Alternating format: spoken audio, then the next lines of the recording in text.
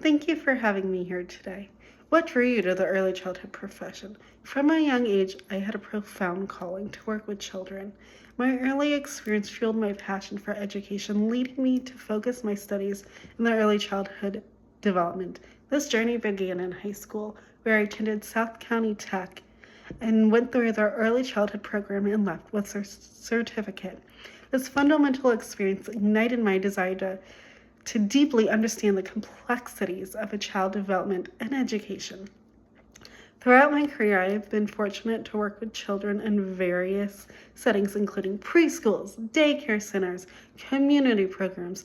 Each environment has represented its own unique and challenges and rewards, providing me with invaluable insights. Insights into the developmental needs and learning process of young children.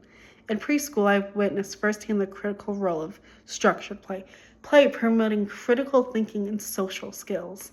In the daycare center, I've learned the most important part is the nurturing atmosphere for fostering emotional security and resilience. Through the community, I've gained a greater appreciation for the diverse backgrounds and experiences that children bring, deepening my commitment to culturally responsive and education. What brings me the greatest joy is observing children and initiate their curiosity and explore their surroundings, their eagerness to learn, to engage in new concepts, to engage in imaginative play, develop unique identities of themselves, and become the learners they are. The sheer delight on a child's face during a pivotal discovery, whether it's mastering a new skill, uncovering a hidden talent, building confidence in their abilities, is so rewarding. These moments serve as a powerful reminder of the profound impact that early childhood educators have on young minds and on their hearts, reaffirming the commitment to the path. Every interaction with a child only enriches their journey and also deepens my understanding of the vital role that education plays in not only shaping them, but shaping me as a professional. What do you consider your chief responsibilities as an early childhood professional? As an early childhood professional, your responsibilities are critical for the care of the education of the young children.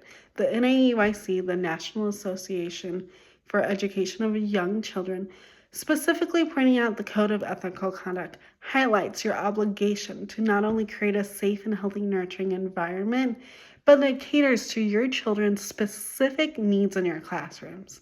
There are core responsibilities that can be grouped in 4 key areas.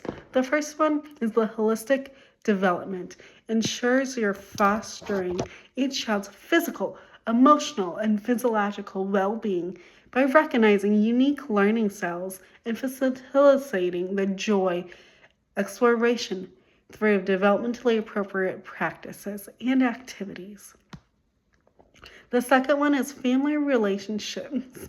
Building a strong, respectful partnership with families while maintaining communication about the child's progress and integrating their diverse cultures into their learning environment is very vital to the child's needs. Thus, a colleague collaboration, fostering positive relationships with a coworker to create a supportive workplace, share resources, nurture professional growth, ultimately enhancing in the quality of the child's care. I like this because I always bounce certain things off my coworker, and in those moments I say 2 minds are better than 1. It's okay to ask for feedback. It's okay to ask, what could I do better? The community engagement, advocate for early childhood services, the policies, the benefits that the children and their family, understanding that there is a broader landscape in early childhood education that focuses on the families and the children.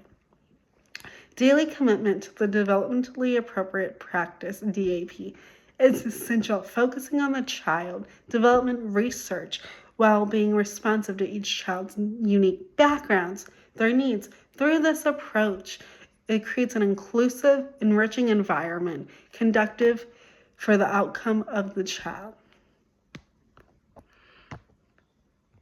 What role of collaboration is in professional practice? Address collaboration with other professionals as well as families. In early childhood education, collaboration is a fundamental pillar that enhances the quality of the educational programs.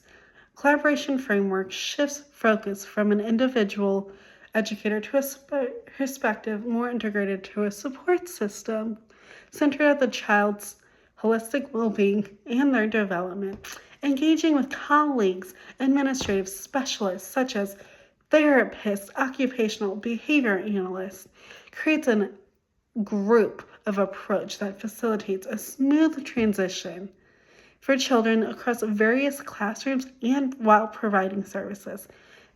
And constant routines and expectations foster a sense of stability, familiarity, essential for young learners. Pooling expertise from multiple professionals create a rich reservoir of knowledge and strategies, recognizing no single educator can address the diverse challenges present in the early childhood setting.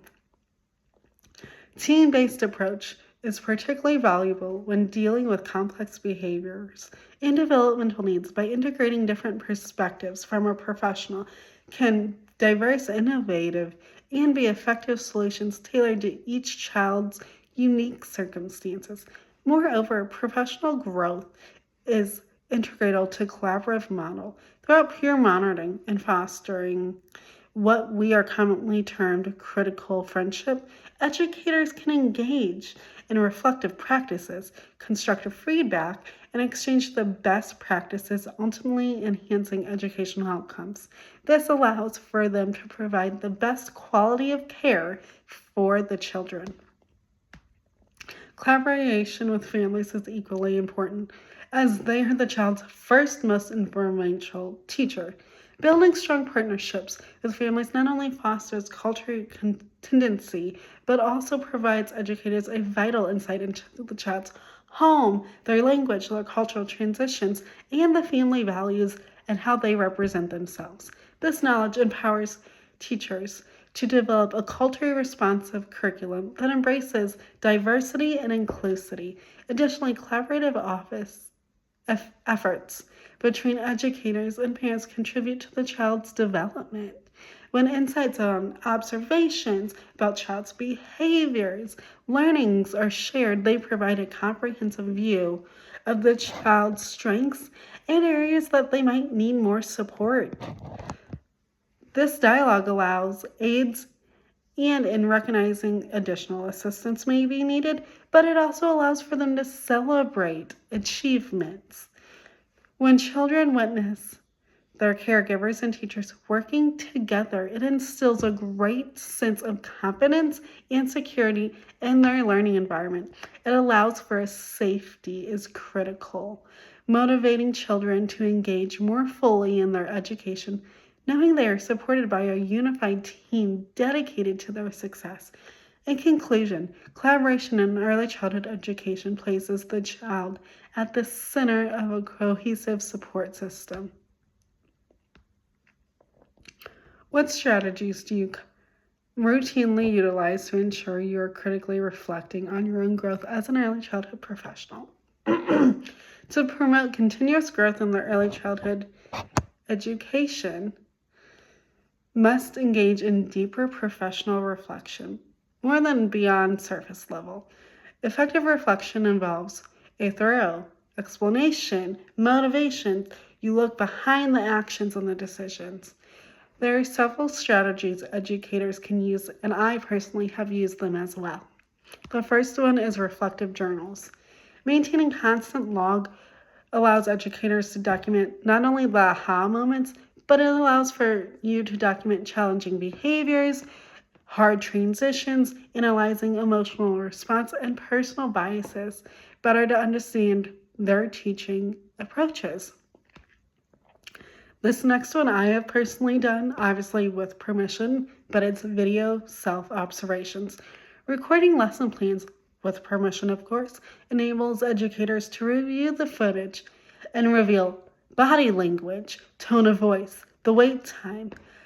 The effect of communication and engagement allows you to take what you see and how to implement it, how to correct some things.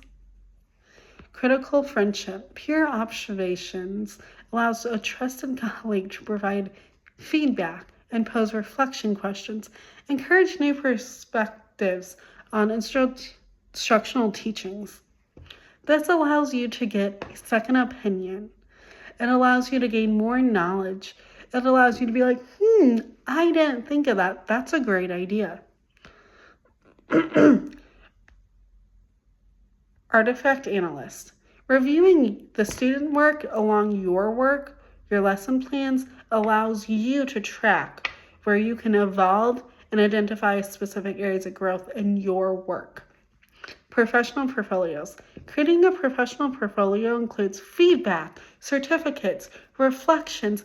It's basically a roadmap for development and professional growth, showing who you are, where you came from, and how you can future yourself, and where your goals are. These strategies cultivate an ongoing reflection, enables early childhood educators to refine their practices and better support their learning and be a better early childhood professional for their students, and allows you to grow as a professional and be a better colleague. Briefly describe an issue you might be focused of current or future advocacy efforts and explain why advocacy is the hallmark of professionalism in the early childhood field. Well, advocacy is establishing professionalism, and it's vital in the early childhood education. As an educator, I have a specialized knowledge about the needs of the children and the families. These expertise enables me to influence the legislators and raise awareness, protecting children's rights, and upholding the professional integrity. A major focus on advocacy is addressing the child care funding crisis. The expiration of the pandemic related to the funding of 2026 could lead to program closures, increased cost of families. Advocate urging lawmakers for substantial public funding to prevent enrollment freeze and cuts in provider reimbursement rates. Thus, workforce compensation is another critical issue, with organizations like the National Association of Education of Young Children, the NAEYC, campaigns for better wages and recognitions for early childhood educators. They advocate for the support for the universal childcare access, ensuring adequate funding and effective implementation and proper resources for early childhood educators to where then they can implement it in their classroom. Furthermore, early childhood educators have a duty to advocate for the children who cannot speak for themselves, ensuring they have access to high-quality early childhood education. Educators know knowledge of the child's development to inform policymakers about the beneficial regulations while striving for equality and to dismantle any barriers affecting communities. Engagement in professional growth activities such as the NAEYC Public Policy Forum or attending a NAEYC conference helps alleviate early childhood education and recognize professions capable of shaping public policies and meaningfully. And attending a conference allows you to grow as a professional. You come back with knowledge, insights, resources, tools that you then can implement at your own center. Thank you for having me today. I truly enjoyed my time.